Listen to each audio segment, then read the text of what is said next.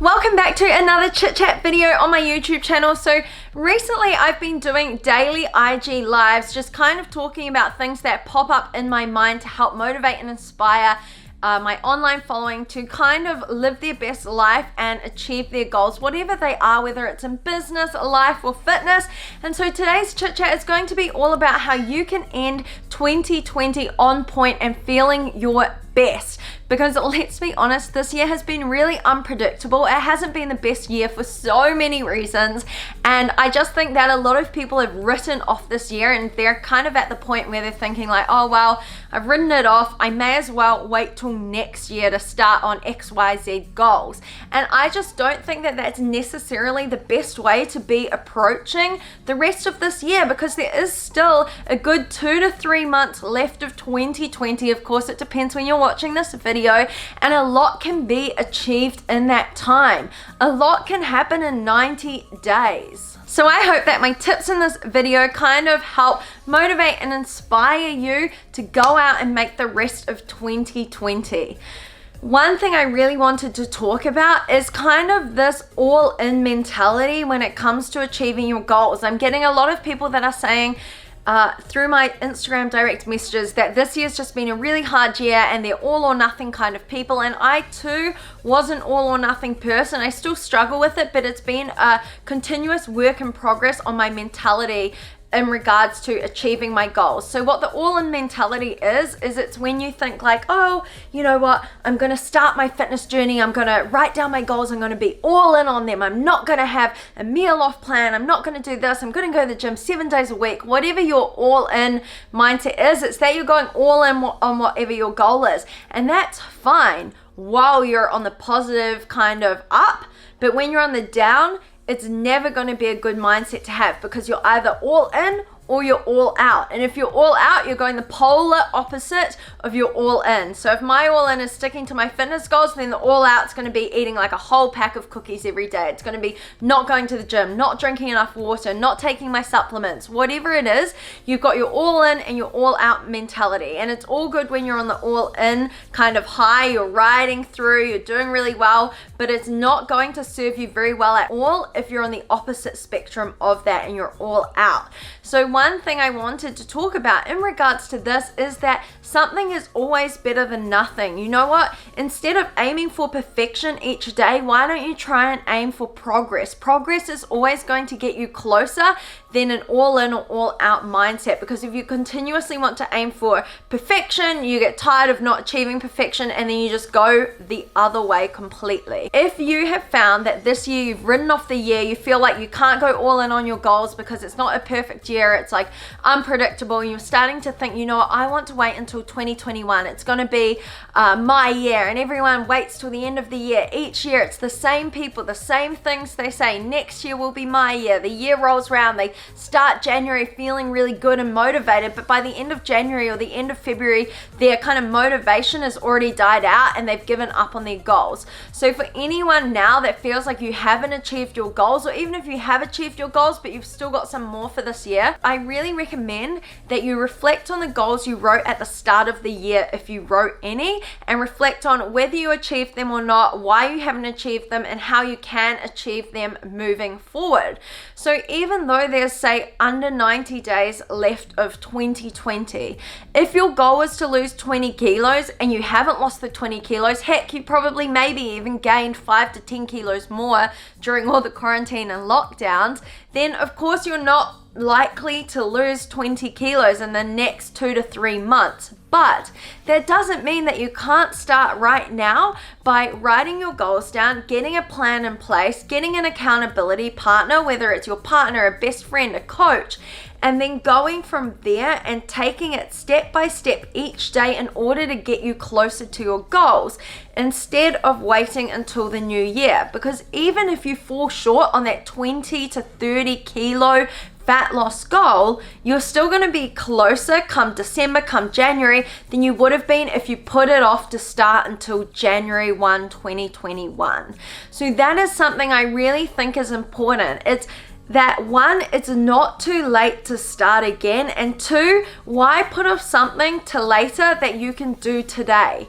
take steps each day that get you closer to your goals. So for me personally, this year has been a very big mental journey, and I've had to call myself out on a lot of excuses, and sometimes you have to have a real talk with yourself, whether it's that you talk out loud with yourself, it might feel silly, or whether you write it down in a journal, or you talk to your best friend and you let them know what's been happening with you. You have to really think about, like, what are you holding yourself back from achieving by making excuses, by procrastinating, by putting things off until the new year, the new month. Like, in a short few months, you're going to be looking back on the year, and you can either look back and be proud on how far you've come, or you can look back and think, right, this year was a waste of time, I can't wait for the new year. And although this year hasn't been perfect, it doesn't mean that you can't make the most of what you've got. And that is something I'm very big on. Like, although this year wasn't amazing and I didn't get to compete, I still made the most of it in terms of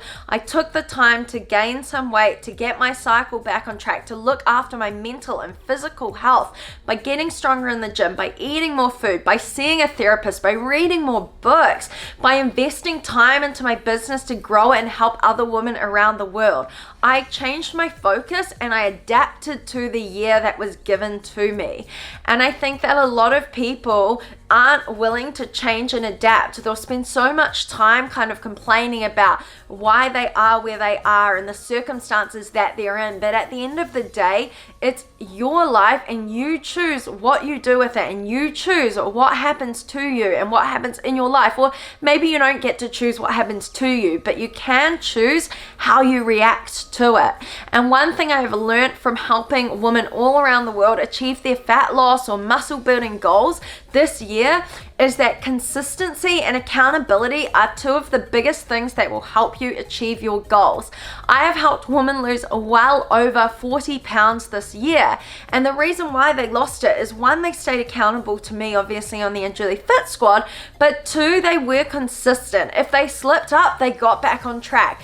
If they, had a weekend where it was less than perfect, they didn't let that ruin them. They picked themselves up. They didn't make excuses. They got back on track and they kept working. We are literally created by our daily habits. So if you are each day for the rest of 2020 doing things that take you further away from your goals, like every day you go to work, you get your lunch out, whether it's Uber Eats or going out to get some takeaways, or at night you come home and you're really tired, so you sit on the couch and you mindlessly snack. You might not even cook a proper dinner, but you end up snacking and eating crazy amounts of calories at night. You maybe even have a glass of wine, and you repeat the next day.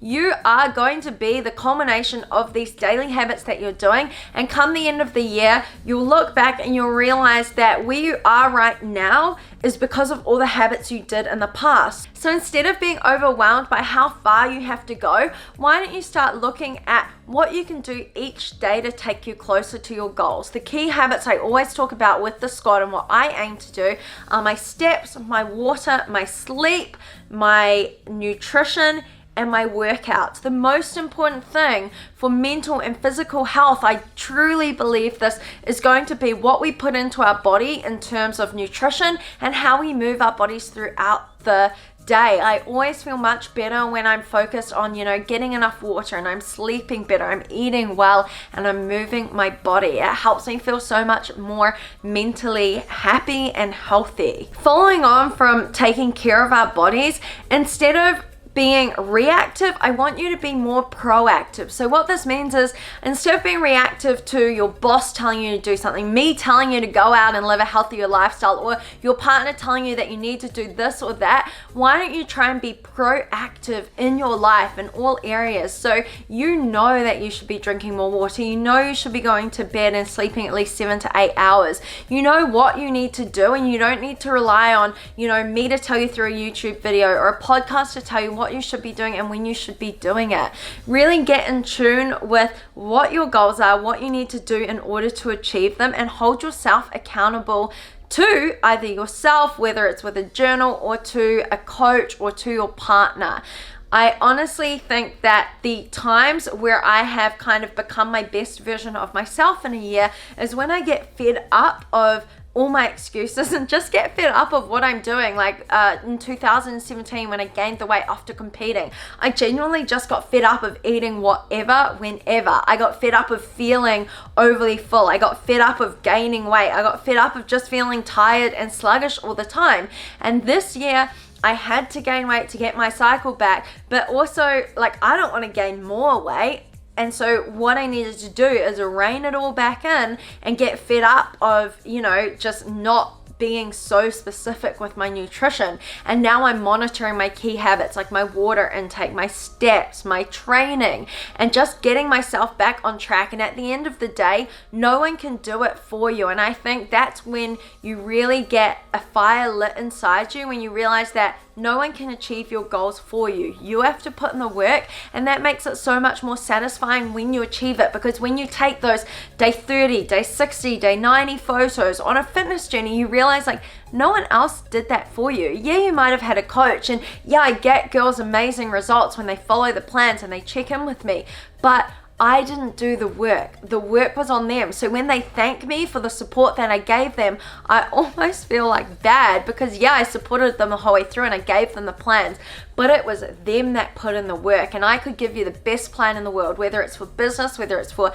nutrition, training, relationships, whatever it is. If you don't follow it and you don't put in the work, then nothing's going to change. Like you've probably heard many times before, nothing changes if nothing changes. In all honesty, this video is just something that I really felt deep inside me and I just had to share with all of you.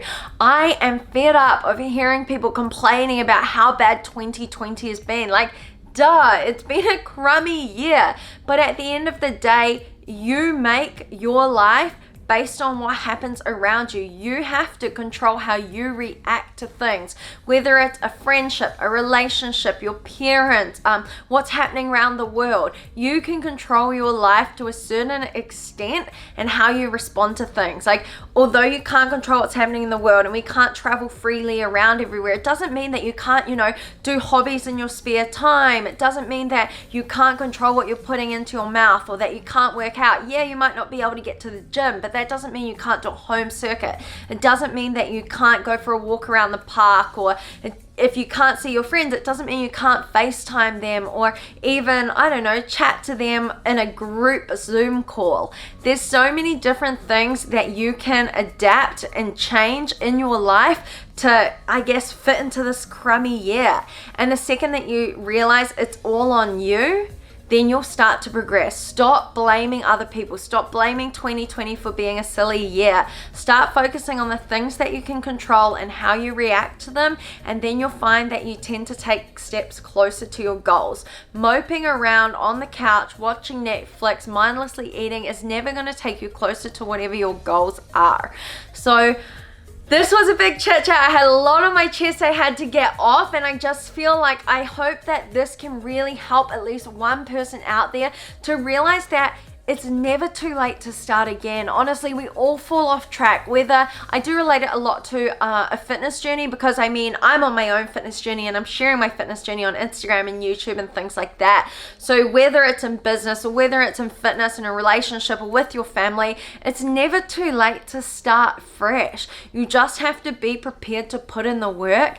And so if it is your fitness journey that you are really struggling on, just take time to stop and reflect. Look at how far you've come, or look at, you know, what you need to do in order to progress further. What hasn't worked for you in the past and what can you change in order to catapult yourself forward. Never underestimate how much you can achieve in 3 months. I actually think that sometimes people never achieve their goals because they never put a set timeline on it. Like, of course, it's within reason. I mean, I'm not going to tell you you can lose 20 kilos in 4 weeks, but if you have a reasonable time frame, like maybe it's that you want to lose 20 kilos in half a year, then set that timeline. And even if you fall short, you're still closer than if you never even started. So that is all I have to say in this video. I hope that it helps you. If you enjoyed this chit chat or you have any other topics that you want me to talk on, make sure you include it in the comments below. I absolutely love doing 2 videos a week. And as always, if you did enjoy this video, please remember to like,